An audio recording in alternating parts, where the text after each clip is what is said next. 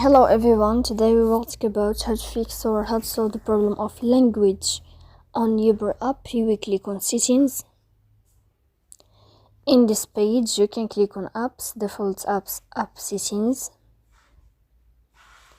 On above you can search about Uber app and you will enter.